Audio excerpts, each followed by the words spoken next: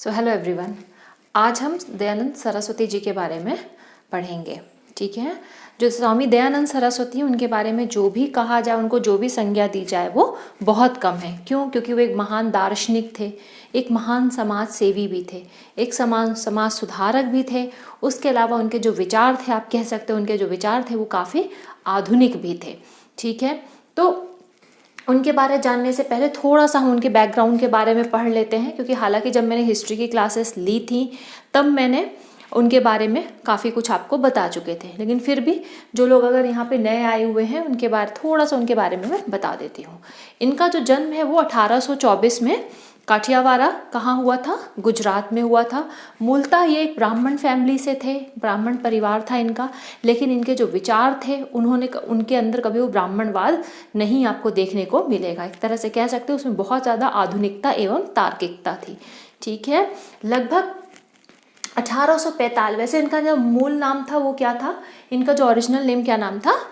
मूलशंकर था। इनके गुरु थे पूर्णानंद महाराज जी, जिन्होंने इनको नाम दिया था दयानंद सरस्वती का। ठीक है, इसके अलावा इनके जो गुरु थे जिन्होंने वेदों का ज्ञान दिया था वो थे स्वामी विरजानंद। और उन्होंने ही कहा था, जब इनकी पूरी शिक्षा पूरी हो गई तो उन्होंने कहा था कि मैं तुम्हें गुरु दक्षिणा के रूप में मेरी यही एक आज्ञा है कि जाओ और वेदों का प्रसार करो। तो इसके बाद आप ये वेद ही ये पढ़ते हैं।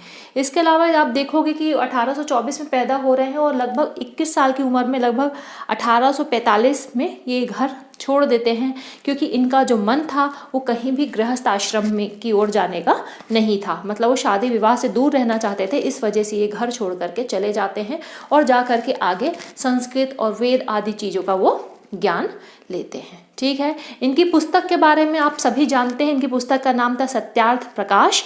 ठीक है, ये लगभग 1874 में इन्होंने ये पब्लिश की थी।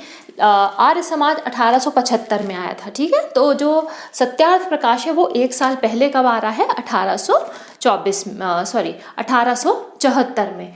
ठीक है, इनका जो नारा था वो था वेदों की ओर लौटो, क्योंकि ये मानते थे कि जो वेद हैं वो बहुत तार्किक है और क्या है? दैवी है, इट्स डिवाइन। ठीक है, और वेदों में जो लिखा है 100% सही है और उसी चीज़ को हमें पालन करना चाहिए। इनका मानना था कि जब हम वैदिक युग में थे, हम सबसे ज़्यादा, हम विश्व में हम सबसे अग्रणी देशों में हम ही थे। हमारी वैदिक संस्कृति इतनी महान थी कि हम सबसे ज़्यादा आगे थे। और धीरे धीरे क्या हुआ? उस संस्कृति का ह्रास होता गया, कई कारणों से, खुद की बुराइयों से भी और बाहर के आक्रमणकारियों के कारण भी बुराई वो घटता गया, उसका ह्रास होता गया। इस वजह से हम देखते हैं कि जो वैदिक संस्कृति, जो कि सबसे श्रेष्ठ संस्कृति थी, उसका कहीं ना कहीं विनाश हो गया। और वही कारण है जिसके कारण भारतीय संस्कृति का भी विनाश हो गया। उन्होंने कहा कि जो आज हम पश्चिम की जो उन्नति देखते हैं, ये जो पश्चिम की जो उन्नति है वो क्या है? लगभग आज 100-200 साल पहले की जो उन्नति है, ये उन्नति तो हमने वैदिक युग में यूं ही पाली थी। ठीक है, तो इस वजह से कहते हैं कि अगर भारत का उत्थान चाहते हैं, हम भारत की उन्नति चाहते हैं, तो हमें फिर से वेदों की ओर लौटना होगा।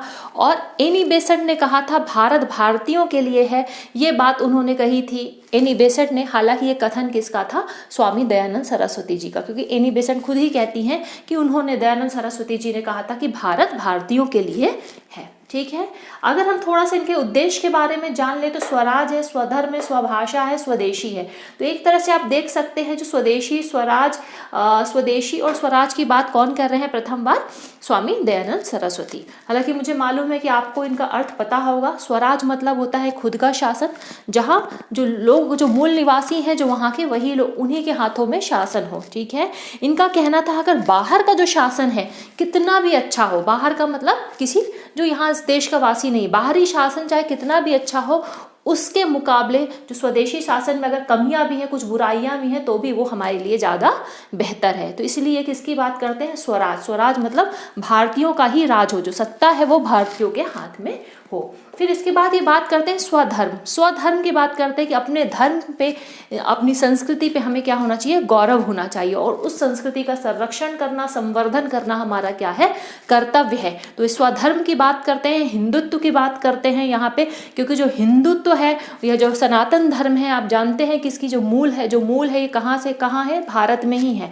तो इसलिए स्वधर्म के स्वधर्म को क्या कह सकते हैं, हिंदुत्व को बढ़ाने के लिए और स्वधर्म की रक्षा करने के लिए बात करते हैं। फिर स्वभाषा, स्वभाषा से यहाँ से इनका जो कथन था वो किस भाषा से था, तात्पर्य इनका यहाँ पे हिंदी भाषा से था, ठीक है। क्योंकि हिंदी क्या कहते हैं कि हम जानते हैं कि हमारे भारत में इतनी विभिन्न संस्कृतियाँ हैं, इतना ज़्यादा अलग अलग संस्कृतियाँ हैं, इसका बोलबाला है, तो उन सब संस्कृतियों को एक कौन कर सकता है, एकीकरण करने की क्षमता जो है वो किसमें है, हिंदी भाषा में है।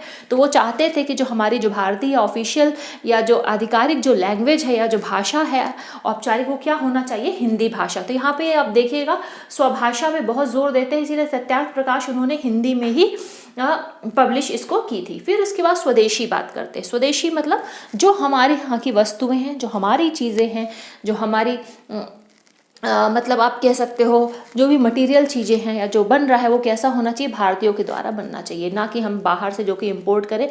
क्योंकि उस समय आप देख रहे थे, इनके समय भी आप देखोगे कि हम भारत कैसा था, गुलाम था, ठीक है, हम अंग्रेजी की गुलामियों की बेड़ियों में बंधे हुए थे, ठीक। तो उस समय भी देख रहे थे कि हम बाहर का जो सामान बड़े उससे यूज़ कर रहे हैं, उस चीज़ के वो खिलाफ थे। उन्होंने कहा कि हम जो स्वदेशी को अपनाएंगे तभी यहाँ पे बेरोजगारी जैसी जो समस्याएं हैं वो है दूर होंगी, ठीक है, हमारी कला हमारी संस्कृति का संरक्षण भी होगा। तो स्वदेशी की भी बात करने वाले कौन है, ये यहाँ पे स्वामी दयानंद सरस्वती हैं। बाद में आप देखोगे कि स्वदेशी स्वराज की बात कांग्रेस के पटल से उठ रही थी, लेकिन इससे पहले स्वामी दयानंद सरस्वती इनके बारे में बात कर चुके हैं, ठीक है। फिर इसके बाद हम इनको मानते हैं पुनरुत्थानवादी हैं। पुनरुत्थानवादी क्या है, क्योंकि जानते थे, इनका कहना था कि जो भारत की जो संस्कृति है इसका ह्रास हो गया, या हम सामाजिक रूप से आर्थिक रूप से जो पिछड़ गए, इसलिए क्योंकि हमने अपने धर्म को, अपने मूल को पकड़ के नहीं रखा। मूल क्या है, वेद है, और उनको वेदों को हमने पकड़ के नहीं रखा। इसी के साथ ये कहते हैं सामाजिक बुराइयों पे ये बहुत ज़्यादा प्रहार करते हैं। सामाजिक बुराइयाँ जैसा कि आपने पढ़ा भी होगा कि क्या है, छुआछूत की भावना थी, बाल विवाह था, ऊंच नीच की भावना है, उनके हिसाब से मूर्ति पूजा भी एक बुराई ही है। उसके अलावा स्त्रियों की जो निम्न स्थिति है, बाल विवाह हो गया, जाति प्रथा हो गई, इन सब पे उन्होंने कुठाराघात किया। उन्होंने इन सब चीज़ों को बुराई कही और इन सब चीज़ों को तुरंत ही अपने जीवन से, समाज से हटाने की बात की, जिसके लिए उन्होंने आगे आंदोलन भी छेड़ा, ठीक है। फिर दूसरी चीज, ये निम्न वर्ग स्त्रियों को भी उन्होंने भी यज्ञोपवीत की आज्ञा दी। तो यज्ञोपवीत क्या होता है, जो जनेऊ संस्कार होते हैं, कि जब यज्ञोपवीत एक तरह से आप कह सकते हैं फॉर्मली औपचारिक रूप से हमें वेद और संस्कृत पढ़ने की हम एक तरह से कह सकते हैं हमें परमिशन मिल जाती, स्वीकृति मिल जाती है। तो ये जो था यज्ञोपवीत सिर्फ अपर कास्ट वाले उच्च जात वालों के लिए संभव था। लेकिन स्वामी दयानंद सरस्वती का कहना यह था जो वैदिक है, जो वेद हैं, वहाँ किसके बारे में बात की जाती है, वर्ण व्यवस्था के बारे में की बात की जाती है, ना कि जाति व्यवस्था की। तो जो वर्ण व्यवस्था जो क्या है वो किस पे आधारित है, वर्ण व्यवस्था आधारित है आपके गुणों पे, है ना, आपके स्वभाव पे, आपके क्या गुण है, आपके क्या स्वभाव है, क्या क्षमता है, उस पे वर्ण व्यवस्था आधारित थी, जिसके आधार पे वो उसके वर्ण निर्धारित होते थे। कहने का तात्पर्य ये है कि जो जितना अधिक क्षमतावान था, जो ज़्यादा मेहनती था, जिसके पास बेहतर गुण थे, वो उच्च वर्ण का अधिकारी था, और जिसके पास गुण कम थे, जो इतना क्षमतावान नहीं था, वो क्या था, निम्न वर्ण का अधिकारी था। तो उन्होंने कहा जो वेद है वो हमें किसके बारे में कहते हैं, वर्ण व्यवस्था के बारे में कहते हैं। और यहाँ पे वर्ण व्यवस्था में एक तरह से आप ये भी कह सकते हो जो वेद है और संस्कृत है, इसके जो द्वार हैं वो सभी के लिए खुले हैं, अर्थात हर कोई इसके बारे में पढ़ सकता है। तो यहाँ पे स्वामी दयानंद सरस्वती जी ने इसीलिए आप देखेंगे कि निम्न वर्ग और स्त्रियों को भी यज्ञोपवीत की आज्ञा दी, अर्थात जो निम्न वर्ग हैं, जो जिनको हम निम्न जात जो थे लोग, उनको भी कहा कि नहीं, आप भी अधिकारी हो, आप भी संस्कृत पढ़ो, आप भी वेद का अध्ययन कर सकते हो। इस प्रकार आप देख सकते हो उन्होंने एक समाज में महान क्रांति लाई। और ये चीज़ ध्यान देने वाली बात है कि खुद वो ब्राह्मण परिवार होते हुए भी उन्होंने क्या किया कि ब्राह्मणवाद का कभी भी सहारा या उनके समर्थन उन्होंने उसको नहीं दिया। वो समाज में समरसता लाना चाहते थे और चाहते थे कि देश की, हमारे समाज की उन्नति हो, और ये जाति प्रथा जो रोड़ा बन करके बैठी है या जो सबसे बुराई है हमारे समाज की, वो क्या हो सके, वो दूर हट सके। इसीलिए आप इन सब चीज़ों को देखोगे कि उन्होंने इस पर बहुत जोर दिया, खासकर निम्न वर्ग और स्त्रियों की शिक्षा पे, ठीक है। और वो चाहते थे कि लोगों के मन से भी विभेद मिटे और पुरानी और हम लौट जाएं वहाँ पे जो वर्ण व्यवस्था है। तो वर्ण व्यवस्था को वो बहुत तार्किक मानते थे, ठीक है, कि वर्ण व्यवस्था क्या है, वो बहुत ज़्यादा तार्किक है, ठीक है। इसमें क्या होगा कि हम अपनी क्षमता, अपने गुणों, अपने स्वभाव के आधार पर ही अपने वर्ण के हम अधिकारी हैं। ठीक है, इसके अलावा इन्होंने एक शुद्धिकरण आंदोलन चलाया था, जो कि कुछ लोग इसको विवादास्पद या इसको कह सकते हैं थोड़ा सा कम्युनल रंग देने का कोशिश करते हैं, लेकिन यहाँ पे शुद्धिकरण का जो इनका तात्पर्य था, उन्होंने दूसरे धर्म वाले को उन्होंने इस जो दूसरे धर्म जो बहुत पहले से दूसरे धर्म में हैं उन्हें वापस हिंदू धर्म में लाने की बात नहीं कही, लेकिन वो जब देख रहे थे कि जो ईसाई मिशनरी थे और या जो ऐसे इस्लाम जो आगे बढ़ा रहे थे, लेकिन लोगों को किसी लालच के कारण या डर के कारण उन्हें या उनकी गरीबी का फ़ायदा उठा करके या उनकी तथाकथित कुछ कमज़ोरियों का फ़ायदा उठाकर उन्हें धर्म परिवर्तन कराया गया था, उनको वो वापस फिर से हिंदू धर्म में लाना चाहते थे। तो वो था उनका शुद्धिकरण मूवमेंट, जहाँ पे क्या हुआ, जो पुराने जो हिंदू थे उन्होंने अपना धर्म त्याग करके दूसरे धर्म को अपना लिया था, उन्हें वो वापस लाना चाहते थे। तो यहाँ पे इस तरह का उन्होंने शुद्धिकरण आंदोलन चलाया। ठीक है, अब ये आपको समझना होगा कि ये कितना कम्युनल था या नहीं था। मेरे हिसाब से कम्युनल नहीं था, क्योंकि उन्होंने ऐसे लोगों को वापस लाना चाहा जो किसी न किसी डर की वजह से या किसी लालच की वजह से या किसी परिस्थितियों के कारण दूसरे धर्म में अपने मूल धर्म को छोड़कर दूसरे धर्म में परिवर्तित हो गए थे। अब ये आपको निर्णय लेना है कि इस बारे में, अगर आपकी जो भी सोच हो आप कमेंट सेक्शन में भी डाल सकते हैं। ठीक है, इसके बाद चलिए हम उनके कुछ विचारों के बारे में पढ़ लेते हैं। तो आप देखोगे कि कहते हैं कि जो भारत में जो सामाजिक विचार है, जो सामाजिक पिछड़ापन है, ये जो सामाजिक जो बुराइयां हैं, वही सबसे बड़ा पिछड़ापन का कारण है। पिछड़ापन का कारण किस प्रकार है, क्योंकि हमने क्या किया, हमने बाल विवाह कराया। बाल विवाह से भी आप जानते हो कि बाल विवाह की कितनी ज़्यादा कमियां हैं, कितनी इसकी बुराइयां हैं। आप देखते हो कि इसके कारण कुपोषण की समस्या होती है, मातृ मृत्यु दर बहुत ज़्यादा होता है, शिशु मृत्यु दर बहुत ज़्यादा होता है, स्त्रियों की स्थिति बहुत निम्न हो जाती है। ठीक है, दूसरी तरफ उन्होंने कहा मूर्ति पूजा और इससे बहुत ज़्यादा कर्म कांड और बहुत ज़्यादा जो कर्म कांड के अलावा जो बहुत सारी रीतियाँ और जिसको क्या कहना चाहिए, उसके लिए मुझे शब्द नहीं मिल रहा है, कुरीतियाँ सामने आई। ठीक है, तो उन्होंने कहा कि ये जो सामाजिक जो बुराइयां हैं, इसी कारण से क्या है, देश क्या है, पिछड़ा हुआ है। और सबसे बड़ी कारण क्या है, हम अपनी संस्कृति के बारे में, अपनी भारतीय संस्कृति को के बारे में हम बेहतर राय नहीं रखते, या कह सकते हैं उसके बारे में हम अपना गौरव, उसके बारे में हम गौरवान्वित महसूस नहीं करते। इस वजह से हमने क्या किया, कहीं ना कहीं पश्चिमी सभ्यता का क्या किया, अंधानुकरण किया। एक तरह से ये भी कह सकते हो कि उन्होंने कहा कि हमने पश्चिम सभ्यता को श्रेष्ठ माना और अपनी सभ्यता को कहीं ना कहीं निम्न स्तर पे माना, इसीलिए हम उसका अंधानुकरण करना हमने शुरू कर दिया। तो जिस चीज़ को वो क्या करते हैं कि वो बहुत बुरा मानते हैं और कहते हैं अत्यंत दुखद बात है कि हम अपनी इतनी श्रेष्ठ संस्कृति को, इतनी समृद्ध संस्कृति को छोड़ करके हमने क्या किया, पाश्चात्य सभ्यता का अंधानुकरण करा। और उन्होंने कहा कि ये रुकना चाहिए। अगर हम आगे उन्नति के द्वार को खोलना चाहते हैं, हम चाहते हैं कि भारत एक विश्व गुरु बने या भारत का जो स्थान है विश्व में श्रेष्ठ हो, सर्वश्रेष्ठ हो, तो उसके लिए हमें सबसे पहले अपनी संस्कृति पे विश्वास करना पड़ेगा और उसी का हमें पालन करना पड़ेगा। ठीक है, फिर उसके बाद क्या कहते हैं कि भारतीय जीवन शैली जो है वेद आधारित होना चाहिए। तो जो वेदों में जो लिखा है, जो ज्ञान है, वही, क्योंकि उनके हिसाब से क्या था कि जो वेद है वो बहुत ज़्यादा तार्किक हैं, वो दैवी हैं, तो उनको मानना हमारा कर्तव्य है, वो हमारी जीवन शैली में दिखना चाहिए। इसीलिए आप देखोगे कि वर्ण व्यवस्था को वो समर्थन कर रहे हैं और जाति व्यवस्था को हटाने की बात कर रहे हैं। ठीक है, फिर उसके बाद क्या है, ये मैं पहले भी बता चुकी हूँ, उनका जो सूत्र था, उनका जो एक विचार था हिंदी भाषा को लेकर के, तो उन्होंने कहा जो हिंदी भाषा है वही हमारे देश को एकता के सूत्र में बांध सकती है। वर्ण व्यवस्था के बारे में, वर्ण प्रथा के बारे में हम बात कर चुके हैं, जिसको वो कहते थे बहुत तार्किक है। जाति प्रथा जो है, उसके अलावा उन्होंने क्या, जाति प्रथा जो है मनुष्य के गुणों की अवहेलना करती है और समाज में विभेद का जन्म देती है। तो उन्होंने क्या कहा कि पहले क्या था, वर्ण व्यवस्था थी, लेकिन उच्च जात वालों ने क्या किया, अपने स्वार्थ के लिए इसको बदल करके किस में बदल दिया, इसे जाति प्रथा में बदल दिया, जहाँ पे क्या हो गया, अब जो है, जो आपका स्तर है, जो आपका समाज में स्थान है, वो जन्म पे आधारित हो गया, ना कि आपके कर्म पे। तो इस चीज़ को वो कहते हैं कि ये सब जो हुआ एक तरह से षड्यंत्र के रूप में हुआ, और इसे क्या है, हमें अब अपने समाज से हटाना है। सबके लिए जो वेदों के द्वार है, ज्ञान का द्वार सबके लिए खुल जाना चाहिए, और जो जिसकी क्षमता हो, जैसा उसका गुण हो,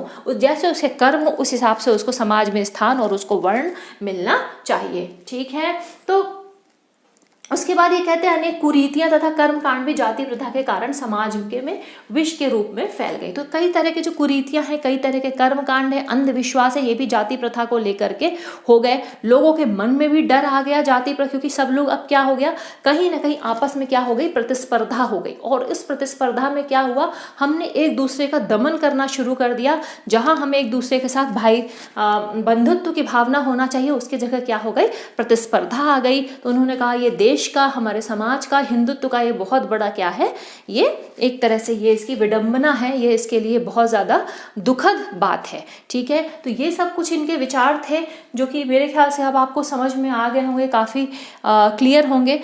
चलिए फिर हम आगे बढ़ते हैं। थोड़ा सा उनके फिर से जो उन्होंने जाति व्यवस्था के बारे में कहा, वर्ण व्यवस्था के बारे में कहा, उसको थोड़ा सा और पढ़ लेते हैं। ठीक है, तो उन्होंने क्या कहा, जो मनुष्य का जो गुण है, गुण मतलब उसका चरित्र है, किस तरह का उसका चरित्र श्रेष्ठ है कि निकृष्ट है, उसके अलावा उसके कर्म कैसे हैं, श्रेष्ठ कर्म है कि निकृष्ट कर्म है, उसके अलावा उसका स्वभाव कैसा है, शांत है, ठीक है, कि उसका क्रोधी स्वभाव है, कि वो हिंसात्मक है कि अहिंसात्मक है। इस तरह की जो प्रकृति है उसके आधार पे उसकी जाति या वर्ण का संबंध होना चाहिए, स्थापना होना चाहिए, ना कि उसके जन्म के आधार पे। इसी वजह से क्या करते हैं, वो उच्च जाति के वर्चस्व को भी चुनौती दे देते हैं और कहते हैं कि जो वेद हैं या वैदिक युग की अगर हम बात करें तो यहाँ पे कहीं भी आप देखोगे कि ऐसा जाति व्यवस्था जैसी कोई चीज नहीं थी। मनुष्य के कर्म, उसका स्वभाव, उसका गुण, उसका ज्ञान ही उसकी वर्ण का निर्धारण करता था, ना कि उसकी जाति का। इसी वजह से वो कहते हैं यहाँ पे जो उच्च जाति के जो लोग थे उन्होंने षड्यंत्र की तरह क्या किया, या अपनी सहूलियत के लिए, अपनी सुविधाओं के लिए, अपने स्वार्थों के लिए उन्होंने क्या किया, इस जाति वर्ण व्यवस्था को जाति व्यवस्था में तब्दील कर दिया, जिसके वजह से क्या हुआ, निम्न जात वाले जो थे उनका कई तरह से शोषण हुआ और उनको कई सुख सुविधाओं और उनको समाज से हमेशा वंचित रखा गया। ठीक है, फिर इसके अलावा क्या कहते हैं, छुआछूत की बात करते हैं। तो ये सब सामाजिक इनके विचार है। तो छुआछूत को पूरी तरह से वो नकार देते हैं। वो कहते हैं कि छुआछूत की तो वैदिक युग में कहीं भी स्थान ही नहीं था, या वेदों में कहीं स्थान ही नहीं है। जो ईश्वर और वेद क्या है, वो दैवी हैं, वो ईश्वर के द्वारा रचित हैं, या ईश्वर का वो ज्ञान उसमें है, और ईश्वर कहीं भी मनुष्य के बीच में कहीं भी वो भेदभाव नहीं करता। तो ये जो भेदभाव है ये स्वार्थ द्वारा, उच्च जातों द्वारा लाया गया। वास्तव में जो छुआछूत है ये कहीं भी वेद में नहीं है, या वैदिक धर्म के क्या है, ये विरुद्ध है। उसके अलावा यहाँ पे बात करते हैं जो शूद्र हैं। शूद्र क्या होता है, द्विज हो सकता है। द्विज मतलब उसका दोबारा जन्म हो सकता है। ठीक है, एक जन्म तो हुआ जो बायोलॉजिकल, जब हम इस धरती पे आए। दूसरा जन्म क्या होता है, जब मनुष्य अपने गुणों, अपनी क्षमता, अपने कर्म, अपने व्यवहार के द्वारा अपने को श्रेष्ठ स्थिति में ले जाता है, उच्च स्थिति में स्थापित करता है। उस चीज को हम क्या कहते हैं, द्विज। मतलब वहां पे एक तरह से जो मनुष्य है या जो शूद्र, अगर किसी शूद्र यहाँ पे कहने का मतलब क्या है, जो निम्न जात में पैदा हुआ, उसके बावजूद क्या हो सकता है, वो अपने कर्मों, अपने ज्ञान, अपने चरित्र की वजह से क्या कर सकता है, उच्च स्थिति को प्राप्त कर सकता है। तो इसलिए यहाँ पे इसका ये द्विज का यहाँ पे वो समर्थन करते हैं। ठीक है, तो ये सब आप समझ गए होंगे। ये जो इनके सामाजिक विचार थे, ये इनके विचार किसके बारे में थे, इनके जाति प्रथा, वर्ण व्यवस्था, छुआछूत, इन सब चीज़ों के बारे में था। ठीक है, मुझे लग रहा है आपको काफ़ी कुछ समझ में आ गया होगा। अब इसके बाद हम शिक्षा की बात करते हैं। तो वो शिक्षा के बहुत बड़े पक्षधर थे। शिक्षा क्या है, शिक्षा मनुष्य का सर्वश्रेष्ठ आभूषण है, और कह सकते हैं सबसे तेज उसका हथियार भी है। ठीक है, क्योंकि जो मनुष्य है वो क्या होता है, शिक्षा द्वारा ही सुशोभित होता है। शिक्षा ही उसके बेहतर चरित्र की रचना करती है, उसके गुणों की रचना करती है, उसे बेहतर एक दृष्टि देती है। ये किसका काम है, शिक्षा का। उसके अलावा उसे विपरीत परिस्थितियों में कैसे काम करना है, अपने को बचाना है, किस तरह से बुरी परिस्थितियों में काम करना है, किस तरह से अपने को श्रेष्ठ सिद्ध करना है, किस तरह से धर्म का पालन करना है, किस तरह से समाज की रक्षा करनी है, देश की रक्षा करनी है, इन सब चीजों के लिए योग्य कौन बनाती है, वो है शिक्षा। तो उन्होंने कहा जो शिक्षा है वो ही मनुष्य का उत्थान कर सकती है, इसलिए शिक्षा को उन्होंने बहुत ज्यादा महत्व दिया। फिर उसके अलावा शिक्षा में आप देखिएगा वो बहुत आधुनिक थे। उनके विचार अगर आप पढ़ेंगे वो बहुत आधुनिक थे, और वो यहाँ पे बात करते हैं शिक्षा में नैतिकता तथा उत्तम धर्म का समावेश होना चाहिए। तो यहाँ पे जो नैतिकता है, वो नैतिकता कैसी है, नैतिकता मतलब मोरालिटी, मतलब श्रेष्ठ गुण, आपका चरित्र श्रेष्ठ होना चाहिए।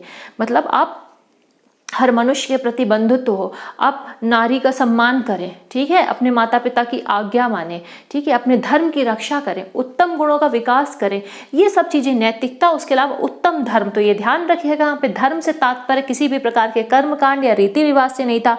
धर्म मतलब उच्च चरित्र, उच्च कर्म, जो हमारे यहाँ धर्म का मतलब है, ठीक है, जो हिंदुत्व में जो धर्म का मतलब है श्रेष्ठ काम करना, श्रेष्ठ कार्य करना, उत्तम चरित्र रखना। तो इस चीज की यहाँ पे ये बात करते हैं कि उत्तम धर्म होना चाहिए, जो आज की शिक्षा पद्धति में सबसे बड़ी कमी है। इसीलिए हम देखते हैं कि समाज का जो विघटन हो रहा है, समाज में जो बुराइयां आपको देखने को मिल रही होंगी, क्योंकि हमारी शिक्षा कैसी हो गई, पूरी तरह से हमने शिक्षा जो है अपनी व्यवसायिक कर दी, ठीक है, शिक्षा व्यवसायिक हो गई, और जिस कारण से उसमें क्या है, सिर्फ हमारी क्या हो गई, सिर्फ कमाने की और आगे प्रतिस्पर्धा की जो दौड़ हमने पकड़ ली है, ना कि अपने आप को एक बेहतर मनुष्य के रूप में स्थापित करने के लिए शिक्षा आज कहीं ना कहीं सहायक नहीं है। तो इस चीज को वो कहते थे कि नैतिकता तथा उत्तम धर्म का समावेश होना चाहिए। अब आप देखिए कोई आधुनिक कैसे थे, शिक्षा के जो महत्वपूर्ण पहलू हैं, जो महत्वपूर्ण चीजें हैं, चाहे वो व्याकरण हो, दर्शन शास्त्र हो, वेद हो, विज्ञान हो, संगीत हो, चिकित्सा हो, कला हो, उन सबको कहते हैं वो अनिवार्य है।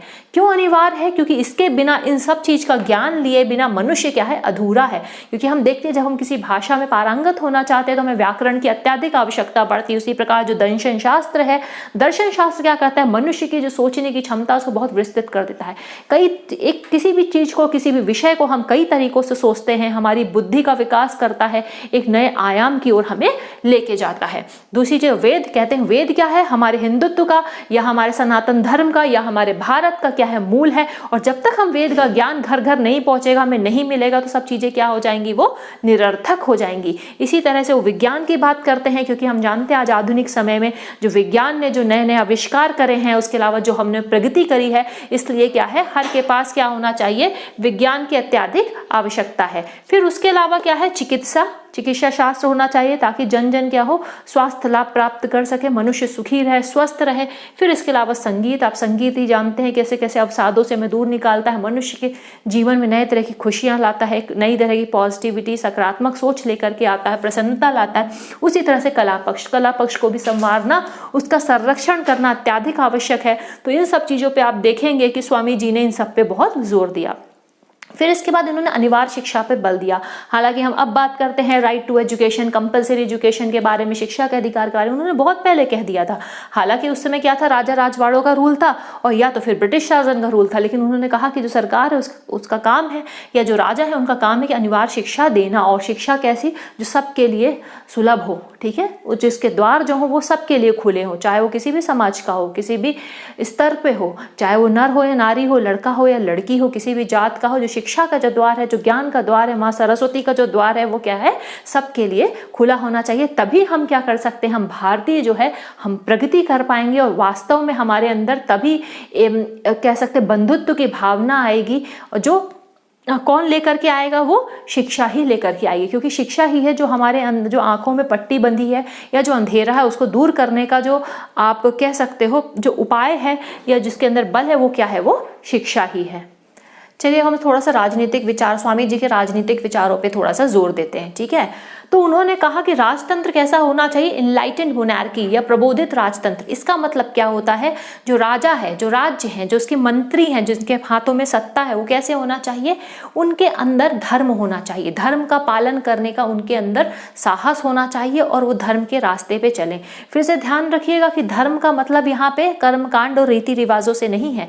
धर्म का मतलब है आपका कर्तव्य क्या है, जनता की आपसे अपेक्षा क्या है, उनकी क्या आकांक्षाएं हैं, जनता के लिए क्या उत्तम होगा, राज्य की रक्षा आप किस तरह से करोगे, अपने दायित्वों का निर्वहन किस तरह से करोगे। इस चीजों पे उन्होंने जोर दिया था कि राज्य जो है वो धर्म मतलब सही रास्ते पे चलना, उत्तम चरित्र का पालन करना, और राज्य को ये करना अनिवार्य है। अगर हम चाहते हैं कि राज्य जो है, जो राजा है, वो सच में एक अच्छा राज्य स्थापित करे, अच्छा राजा बन के दिखाए, तो उसके लिए जरूरी है कि वो धर्म का रास्ता, या जिसके हाथों में सत्ता है उसे धर्म का रास्ता का पालन करना चाहिए। फिर उन्होंने कहा नैतिकता तथा राजनीति को अलग नहीं किया जा सकता, ये आवश्यक भी है, क्योंकि अगर बिना नैतिकता के, ठीक है, जो बिना नैतिकता के राजनीति क्या है, एक बेलगाम घोड़े की तरह है, ठीक है, जो कि दिशाहीन हो जाती है और हमेशा ये होता है कि वो गलत रास्ते की ओर चली जाती है। तो इसलिए आवश्यक है कि जो राजनीति है वो कैसा होना चाहिए, उसे नैतिकता के पथ का पालन करना चाहिए। हालांकि आज हम समय देखते हैं कि सबसे ज़्यादा क्या है,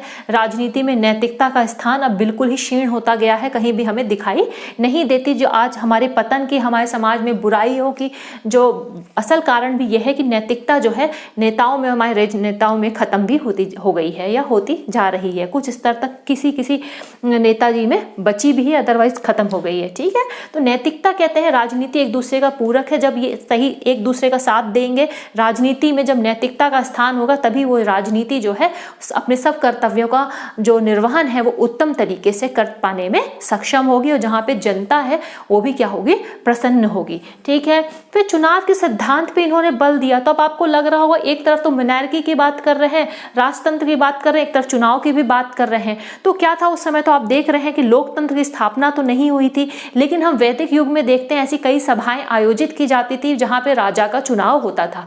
एक तरह से कह सकते हैं यहाँ पे चुनाव की बात क्या है, जहां पे मतलब जनता का मत हो, जनता या प्रजा जिसको अपना राजा चुनना चाहती है उसे चुनने में वो कहीं ना कहीं उसे मौका दिया जाना चाहिए कि वो अपना राज्य खुद चुने। तो इस चीज़ की भी वो बात वहाँ पे करते हैं। चुनाव का सिद्धांत होना चाहिए, ऐसा नहीं होना चाहिए कि कोई भी राजा अगर उसके अंदर गुण नहीं है राजा बनने के, उसके अंदर वो चरित्र नहीं है, वो क्षमता नहीं है और वो राजा बन जाए। तो इस चीज़ को यहाँ पे कहते हैं चुनाव का सिद्धांत होना चाहिए। तो एक तरह से आप यहाँ पे देख रहे हैं कि वो लोकतंत्र की भी बात कर रहे हैं। ठीक है, तो स्वामी जी यहाँ पे लोकतंत्र की बात कर रहे हैं। हालांकि उस समय आप देख रहे हो कि राजतंत्र था और या तो हम अंग्रेजी गुलामों के भांति जी रहे थे, उनकी गुलामी हम कर रहे थे। ठीक है, फिर इसके बाद वही कहते हैं कि राजा प्रजा द्वारा चुना जाना चाहिए। उसी बात को कह रहे हैं कि राजा अगर सक्षम है, कर्तव्यनिष्ठ है, तब तो ठीक है, और अगर इस तरह के जब राजा ना हो तो उसे नए राजा लाने की आवश्यकता पड़ती है। तो जहां पे क्या हो, जनता जो है चुनाव के द्वारा एक नए राजा का चयन करे जिसके अंदर उत्तम चरित्र और ज्ञान हो। तो इस तरह के इनके राजनीतिक विचार थे, और मैंने कोशिश करी है कि जो भी क्वेश्चन आपको आ सकता है लगभग उन सब चीज़ों पर मैंने इसको कवर कर दिया है।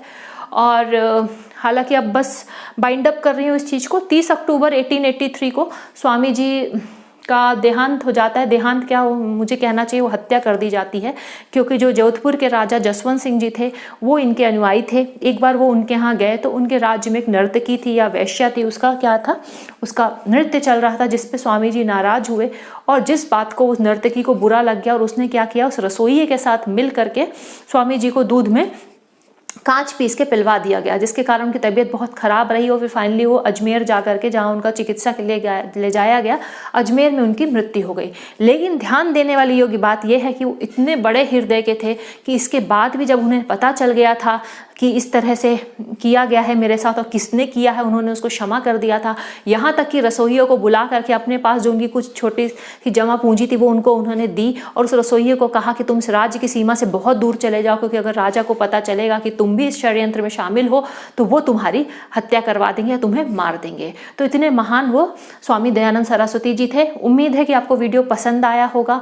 अगर पसंद आया है तो प्लीज़ लाइक और सब्सक्राइब करिएगा। अगर आपके मित्र उसमें कोई है ऐसा जो MPPSC की तैयारी करना चाह रहा हो तो प्लीज़ उसके साथ वीडियो शेयर करिएगा। फिर मिलूंगी एक नए वीडियो के साथ। Till then take care and good bye.